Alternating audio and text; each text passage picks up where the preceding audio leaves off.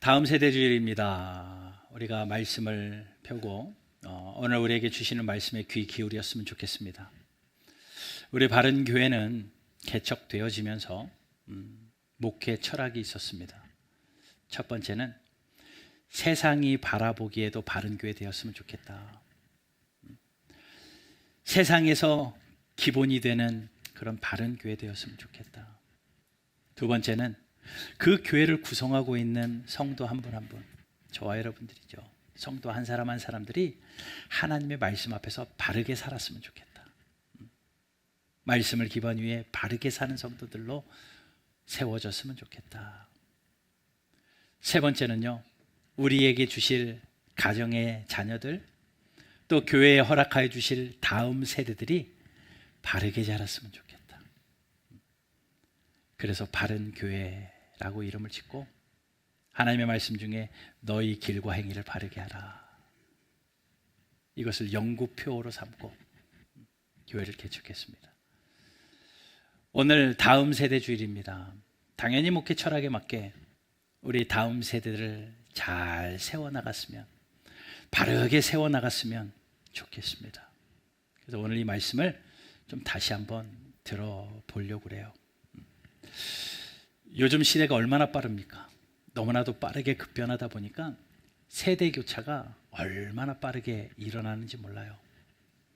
우리나라 이 세대 역사를 쭉 보니까요, 보통 15년 단위로 그 세대들을 나누더라고요. 1940년부터 1954년까지 출생한 세대를요, 우리는 산업화 세대라고 부릅니다. 그들의 특징은요, 한국 전쟁과 베트남 전쟁이었죠. 또 그 다음 세대 55년도부터 63년까지 태어난 세대는요, 그때 많이 태어났습니다. 그래서 베이비 부머 세대라고 합니다. 그 세대에 태어난 사람들의 머릿속에 각인되어져 있는 특징 하나는 새마을 운동입니다. 그 다음 세대는 386 세대라고 해요. 1960년도부터 1969년까지 그때에 태어난 분들, 30대 때 80년대를 살며 60년대생 해서 386 세대. 그 386 세대들의 특징은요, 민주화 운동이었습니다.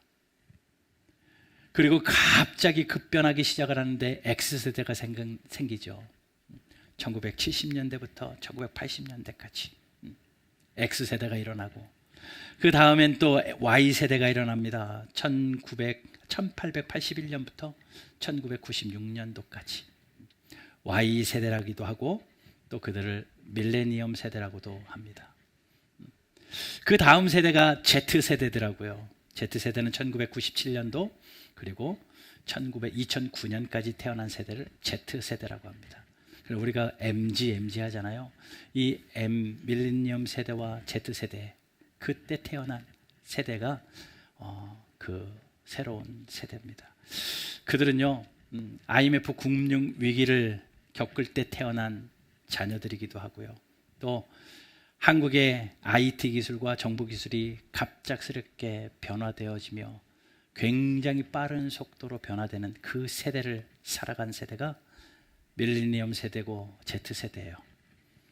그런데 그 이후에 또 다른 세대가 등장했습니다.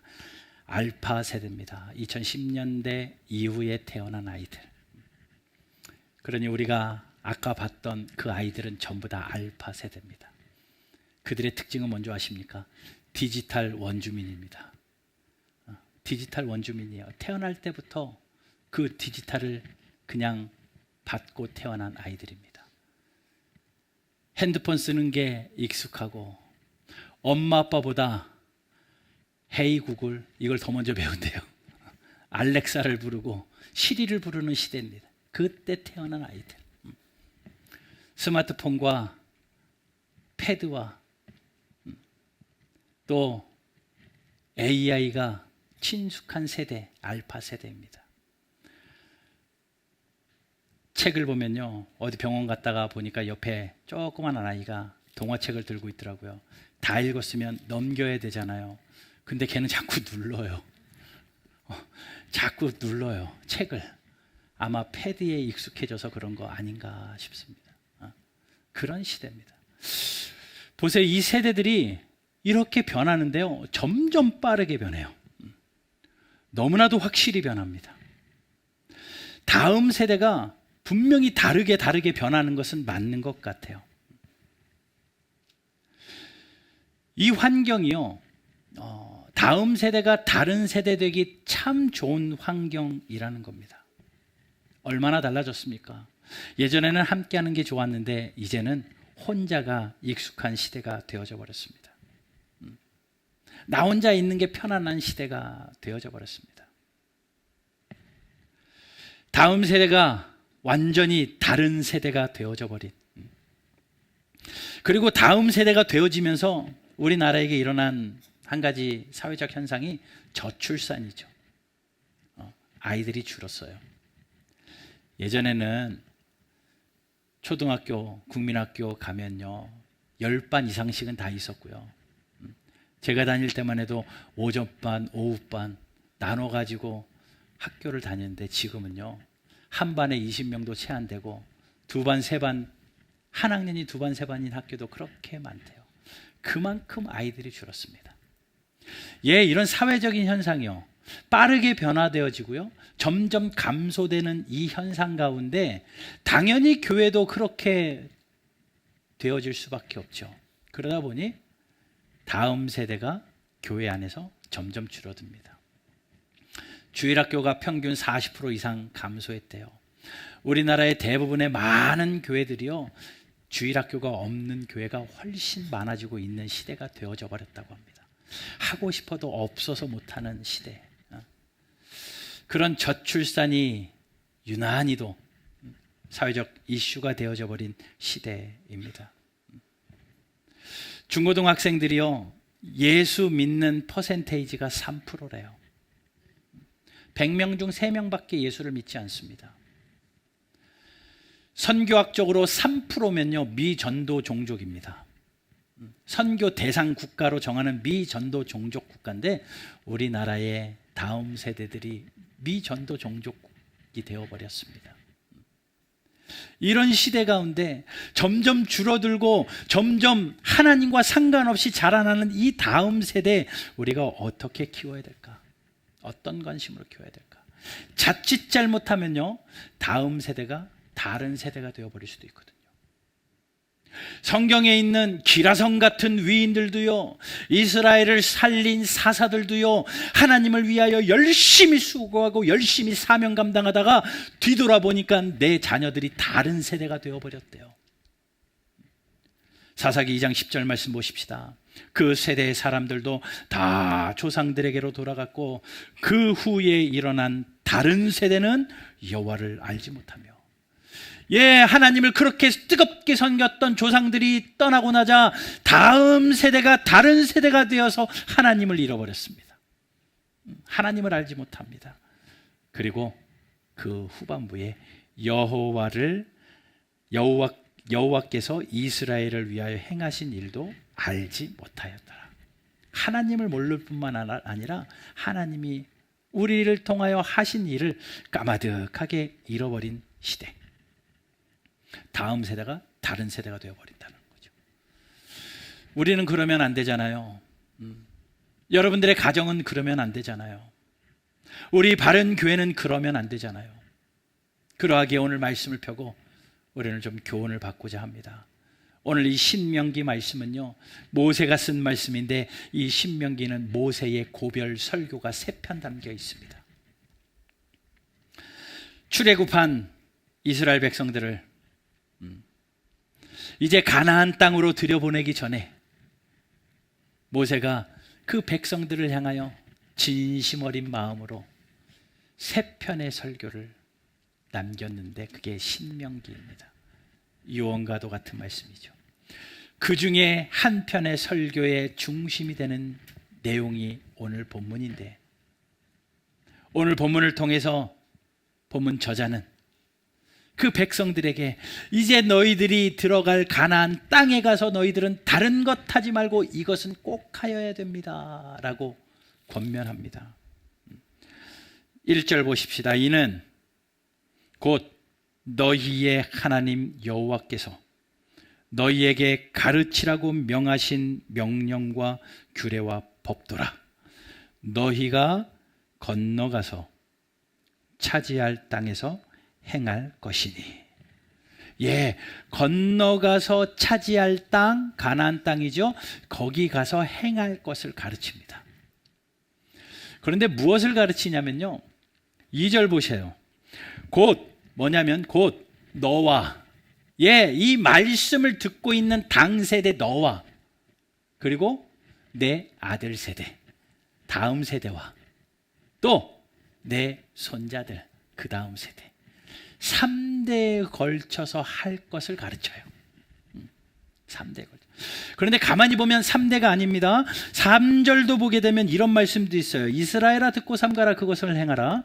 그리하면 내가 복을 받고 내 조상들의 하나님 여호와께서 내게 허락하신 것 같이, 예, 조상 때 허락하셨던 하나님이 너에게 하고 있는 그것을 자녀 세대들과 그 다음 손자 세대들까지 가르쳐라 라고 말합니다. 그러니까 4대입니다. 4대를 걸쳐서 하나님이 이것은 꼭 해야 된다라고 모세를 통하여 들려주신 말씀입니다. 이 세대가, 네 세대가 지나가는 걸 보니까 마치 이어달리기 하는 것 같은 느낌이에요. 한 세대가 열심히 살고 그 모든 것을 다음 세대에게 전수하고 그 다음 세대는 그것을 이어받아서 또 자기의 세대를 살고 거기서 끝나지 않고 그것을 또 다음 세대에게 전달하고, 마치 이어달리기 하는 것처럼. 그러면서 생각해 봅니다. 이어달리기 할 때 뭐가 제일 중요할까? 이게 제일 중요하겠더라고요. 이게 뭐예요? 바톤입니다. 그냥 막 돈다고 이기는 게 아니라요, 계주하고 이어달리기 할 때는요, 이거를요 잘 전달해 줘야 돼요. 놓치면 안 됩니다. 떨어뜨리고 달리면 실격입니다. 잘 전달해 주는 무언가가 있어야 되는 거예요. 무언가가 후손에게 꼭 전달해 주어야 됩니다. 만약에 이것이 아니잖아요, 그냥 달리는 것만 가르치잖아요, 본질은 사라지고 형식만 남습니다. 한국교회의 초대 성도들이요, 하나님을 뜨겁게 사랑하는 그 사랑을 다음 세대에게 전달해 줬습니다. 아마도 지금 우리들의 세대일 것 같습니다. 하나님을 사랑하는 그것을 배웠는데 우리의 자녀들에게는 그것을 끌고 손잡고 교회는 다닐지언정, 너는 엄마 옆에 앉아 있어야 돼, 아빠 옆에 앉아 있어야 돼, 손잡고 교회는 왔는데 그 아이들이 초등학교 때까지는 따라다녀도 중학교부터는 안 따라다니더라는 거예요. 뭡니까? 전달이 제대로 안 된 거죠. 형식만 전달된 겁니다. 본질은 놓친 거예요. 본질은 놓치고 형식만 전달되다 보니까 점점 다른 세대가 되고 있지 않습니까? 여러분, 세대가 얼마나 악한데요. 악한 사단은 우리 자녀들을 삼키려고요, 배고픈 사자처럼 두루찾고 있대요. 그때 우리 자녀들을 지켜내야 되잖아요. 온전히 다음 세대가 아닌, 다른 세대가 아닌 다음 세대로 세워놔야 되잖아요. 그러기 위해서 제일 중요한 것은 전달입니다. 바톤 터치. 시편 78편 4절 말씀에 이런 말씀이 있어요. 같이 읽어봅시다. 시작. 숨기지 아니하고 여호와의 영예와 그의 능력과 그가 행하신 기이한 사적을 후대에 전하리로다. 예, 숨기지 아니하고 하나님의 영예와 하나님의 능력과 하나님의 일하심을 내가 후대에 전하리다. 이게 바톤 터치거든요. 하나님을 전달해야 되거든요. 하나님의 살아계심을 전달해야 되거든요. 하나님의 역사심을 전달해야 되거든요. 그런데 그것이 본질이 전달되어지지 않고 형식만 전달되니 껍데기만 남는 거죠. 껍데기만 남는 거죠. 이 본질은 뭡니까? 전달해야 될 본질은 뭡니까? 생각의 틀이라고 생각을 합니다. 이 생각의 틀이라는 게요, 우리의 관념이거든요. 우리의 가치거든요. 그러니 그 생각은 그 생각을 하면서 느낌을 받습니다. 그리고 사람은 느낌 받은 대로 행동해요. 그리고 행동이 반복되면요, 습관이 됩니다. 습관이 계속 쌓이면요, 그 사람의 인격이 돼요.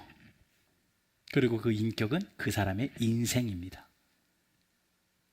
이 생각, 이게 전달돼야 되거든요. 이게 전달돼야 인생이 전달되는 거예요. 그런데 이걸 다 중간 거를 제끼고 그냥 겉만 전달하려고 하다 보니 그 틀이 빠져버리니. 근데 그 틀이 뭡니까? 그 틀이 오늘 본문은 이거라고 이야기해요. 4절, 이스라엘아 들으라. 이게 쉐마 이스라엘, 들으라. 쉐마 이거든요, 히브리어로. 이스라엘아 들으라. 우리 하나님 여호와는 오직 유일한 여호와시니. 첫 번째 틀은 이겁니다. 하나님은 유일하신 하나님이시다. 점점 종교다원주의가 편만해집니다. 아이들이 학교 가서 하나님만 유일한 하나님이라고 배우지 않아요. 심지어 지라논을 받아들이기도 하고요.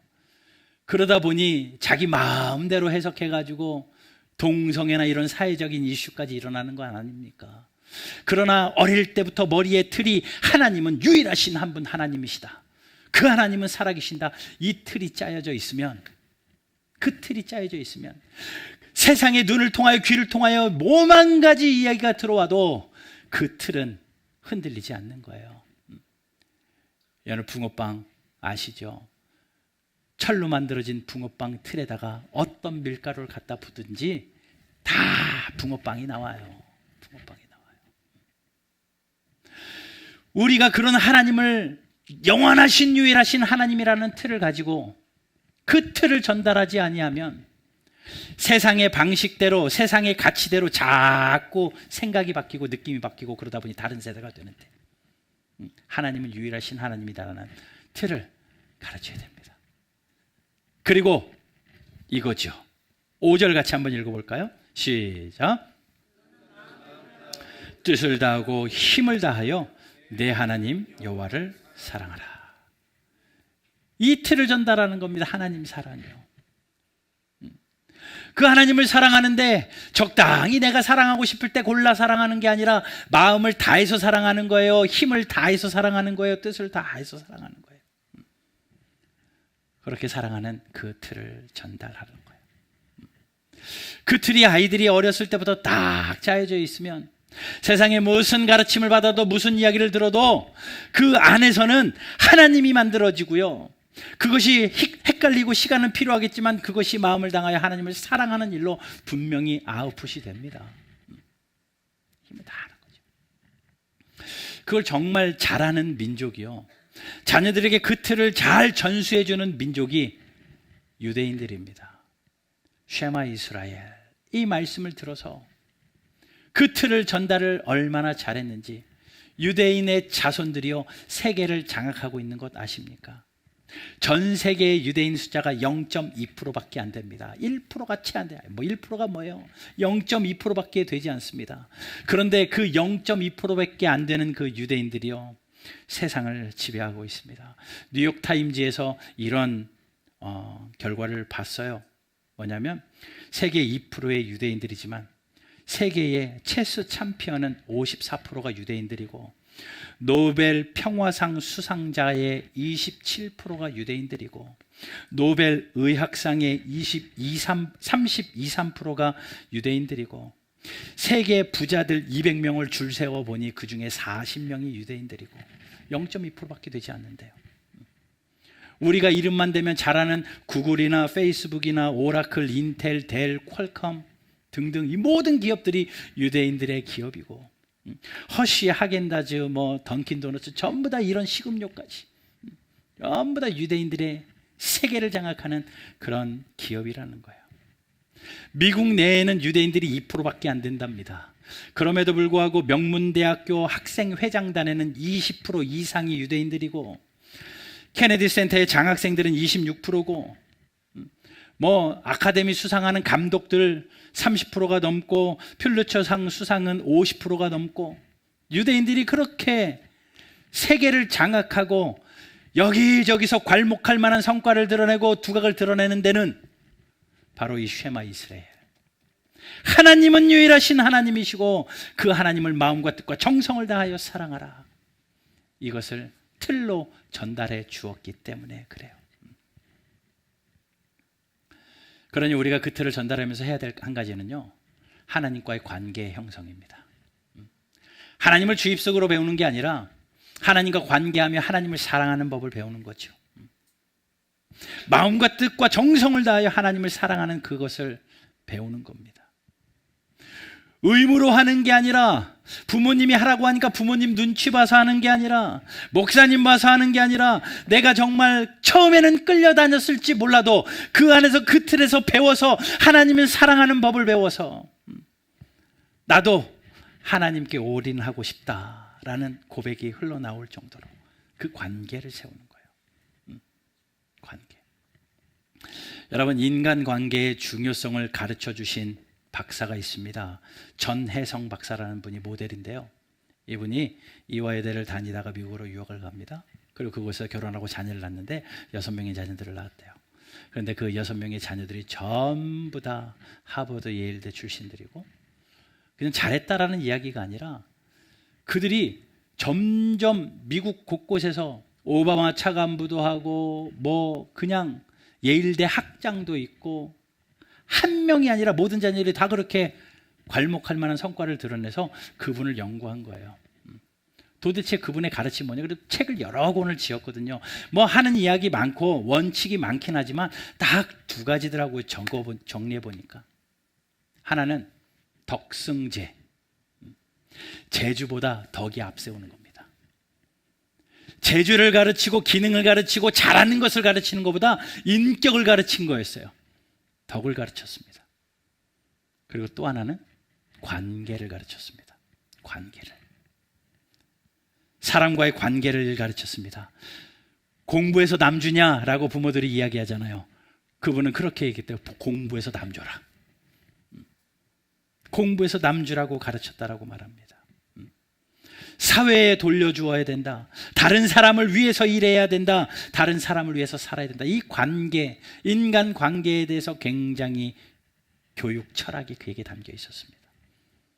예, 거기에 더해서 그들은 다 크리스찬 가정이고 자녀들이 다 크리스찬인데 그 관계의 최정점은 하나님과의 관계였습니다. 하나님을 사랑할 줄 아는 관계, 목숨을 다하고 힘을 다하고 그 사랑하는 관계, 그 관계예요. 그걸 가르쳐요. 그런데 여러분 아시죠? 그 사랑하는 것은요, 가르치는 게 아니라 보여주는 건 거 아시죠? 사랑은 명사로 주입되는 게 아니라 동사로 보이는 겁니다. 내가 하나님을 사랑하니 자녀들이 하나님을 사랑합니다.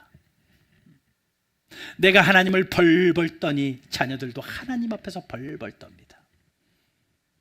예, 내가 하나님을 우습게 여기니 자녀들도 하나님 우습게 여기고 그러잖아요. 부모가 어른들을 보면 존댓말 쓰면 그 자녀들도 똑같이 존댓말 쓰더라고요. 근데 함부로 막 이야기하기 시작하면 아이들도 듣고 있다가 어느 순간 똑같이 함부로 이야기하더라고요. 부모가 하나님 사랑하는데 자녀가 돈 사랑할 일 없습니다. 부모가 돈 사랑하니까 애들도 커서 돈 사랑하는 거예요. 그 관계를 모범으로 보여줬습니다. 유대인들은 그렇게 살았어요. 유대인들은 그 틀을 전달하고 성경은 부지런히 가르쳐야 될 것이 있다라고 이야기합니다. 6절, 오늘 내가 내게 명령하는 이 말씀을 너는 마음에 새기고, 7절, 내 자녀에게 부지런히 가르치며. 첫 번째 세대는 두 번째 세대에게 부지런히 가르쳐서 그 두 번째 세대는 그 가르침을 받은 대로 또 열심히 살고 그 다음 세대에게 부지런히 가르치고. 어느 정도로 부지런히 가르치래요? 집에 있을 때든지 길을 갈 때든지 누워 있을 때든지 일어날 때든지 말씀을 강론하래요. 그래서 강론하라는 거 설교하라는 이야기가 아니라요, 말씀을 계속 반복적으로 가르치라는 이야기입니다. 반복적으로 가르쳐라. 여기서 말씀을 가르쳐라라는 히브리어 원어를 보면요, 그들에게 말씀이 날카롭게 되게 하라라는 뜻이에요. 말씀을 날카롭게 가르침을 받습니다. 그러니 세상을 보면요, 분별력이 생겨요. 여러분, 분별력이 없으니까 두리뭉실하니까 세상과 타협하는 거고요, 두리뭉실하니까 세상에 타성에 젖는 건데, 날카롭게 가르쳐지니까는 저건 아니야, 저건 기야 라고 분별력이 생깁니다. 그렇게 될 때까지 말씀을 반복하래요. 부모가 해야 될 일입니다. 그들은 어떻게 했대요? 8절 보면 손목에 메어서 기호로 삼았습니다. 손목에 메고 말씀을 가르치고 이마에다가 말씀을 기호로 삼아 미간에 표를 붙여서 가르치고, 집에 들어갈 때 내 집 문설주와 바깥문에 들어가고 나갈 때 그 말씀이 늘 보이도록 계속 반복해서 그 자녀들에게 가르쳤어요. 이게 쉐마 이스라엘, 이것을 들으라. 뭘요?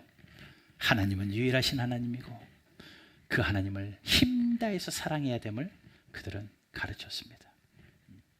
그런데 그들을 부지런히 가르칠 때 결과를 내기 위해서는요, 이게 꼭 필요해요.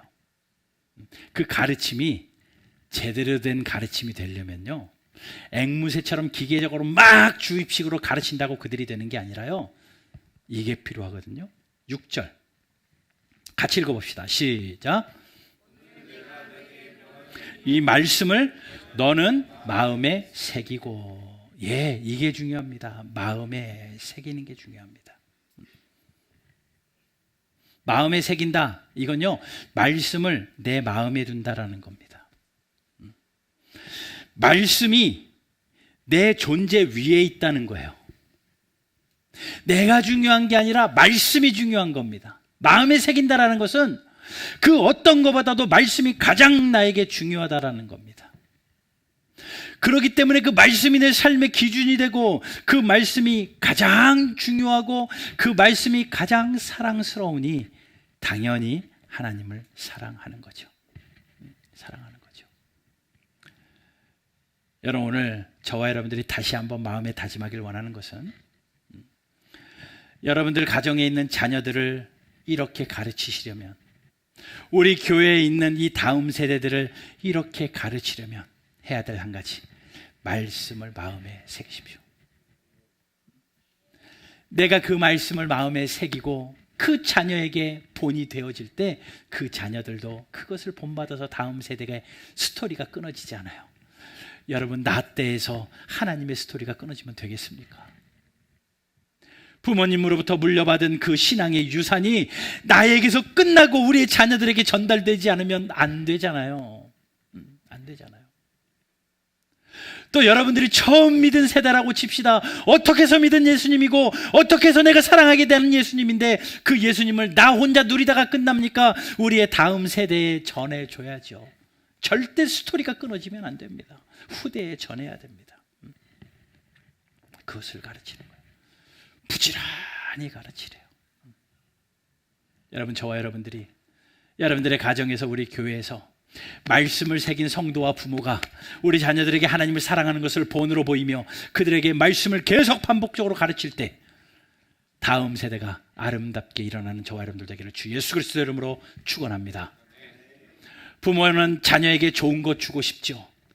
목사도요, 우리 자녀들, 아이들 보면 좋은 것 주고 싶습니다. 좋은 것 주고 싶어요. 요즘에 마음이 그냥 아픈 것은 그냥 웃고 있지만 사무실에 앉으면 한숨 나오는 건 뭐냐면요, 여러분들 구역 모임할 때 이 아이들이 이 방바닥에다가 돗자리 깔아놓고 거기서 앉아서 놀더라고요. 다른 교회는 놀이터 있을 텐데 막 이러면서 막 눈물 나는 거예요. 어디 가면 애들이 좋은 데서 뛰어놀던데 여기 복도에서 그냥 돗자리 깔아놓고 거기서 그러고 노는 게 막 마음이 아파요. 내가 이것 때문에도 빨리 교회를 어떻게 해야 되겠다 막 이런 생각이 막 들 정도로 좋은 것 주고 싶고 좋은 환경에서 아이들 뛰어놀게 하고 싶은데, 그러면서도 이야기하는 거죠. 저는 야, 우리 복도 기니까 뛰기 좋지 막 이렇게 그냥 이야기하는데 사실은 마음이 아파요. 그런데 다시 말씀을 정리하면서, 그래, 그것보다 중요한 것은 하나님 사랑하는 거 가르치는 거다. 백날 세상에서 유명한 거 다 누리면서 좋은 놀이터에서 놀고 좋은 환경에서 자라고 하나님을 사랑하는 그 틀을 전달받지 못하면 그것은 다른 세대가 될 터인데, 비록 어렵고 힘든 열악한 환경에서 자란 아이라 할지라도 하나님을 사랑하는 그 틀을 전달받으면 괜찮다, 괜찮다. 위안 삼으면서 기도합니다. 근데 성경은 약속해요. 그렇게 해서 다음 세대를 세워놓으면 어떤 은혜를 약속하냐면요, 3절 보세요. 이스라엘아, 듣고 삼가 그것을 행하라. 이걸 행하라요? 그러면 그리하면 내가 복을 받고 복을 주시겠대요. 복의 근원 되시는 하나님이 복을 주시겠대요. 내 조상들의 하나님 여호와께서 내게 허락하심 같이 젖과 꿀이 흐르는 땅에서 내가 크게 번성하리라. 아멘. 하나님의 말씀입니다. 복을 주시고 번성하게 하시겠다고 약속하십니다. 어떤 자에게요? 듣고 행하는 자들. 오늘 말씀의 제목이요, 들으라 그리고 살아내라 입니다. 들으셔야 됩니다. 아하, 그렇구나, 깨달으셔야 됩니다. 그러나 그것 가지고는 자녀들에게 전달이 안 됩니다. 다음 세대에게 전달이 안 됩니다. 마음에 새겨야 됩니다. 마음에 새겨야 됩니다. 여기 자녀들 앉아 계시면서 그런 생각할 수도 있어요. 아유, 나는 부모님에게 그건 아닌 것 같은데. 우리 부모님은 아니요. 부모 세대 탓할 것도 아니고, 나는 그렇다 할지라도 나부터 잘하면 되니. 나부터 잘하면 되니. 그래, 나부터 마음에 말씀을 새기자. 내 마음에 말씀을 두자. 그렇게 하여서 우리의 자녀들이 다음 세대로 든든히 세워지는 복이 있게 되기를 주님의 이름으로 축원합니다. 그 정신 가지고, 그 마음 가지고 다음 세대를 세워낼 때 하나님이 마음 놓고 자녀들을 보내주시죠. 천하보다 귀한 영혼이고요, 하나님이 그토록 사랑하시는 영혼인데요, 다른 세대가 될 곳에 왜 그 자녀들을 맡기겠습니까? 잘 세워질 곳에 그 자녀들을 보내주실 거고요, 그 부모, 준비된 부모에게 하나님이 그 귀한 자녀들을 선물로 주시죠. 잘 준비되어져서 다음 세대를 아름답게 세워 하나님께 큰 영광 돌리는 저와 여러분들, 우리 바른교회 되기를 주 예수 그리스도의 이름으로 축원합니다.